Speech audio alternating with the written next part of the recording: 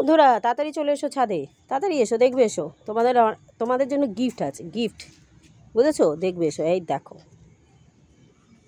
এটা কিন্তু একটা জবা, জানো তো, ডাবল পেটাল, কিন্তু দেখতে একটু দূর থেকে মনে হবে গোলাপ ফুল ফুটে আছে। দেখেছো কত সুন্দর কালারটা? এবারে দেখো সত্যিকারের গিফট। এই দেখো কালার, দেখো খালি। ঠিক আছে, কালকে একদম সময় পাইনি ভিডিওটা করব বলে।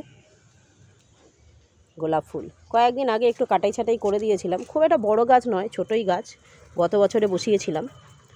তো এই আপাতত এই বছরে এই একটাই ফুল দিয়েছে। আর একটা ফুল তোমাদের দেখাবো, দাঁড়াও। এই দেখো আর একটা গিফট হলো আমাদের জন্য।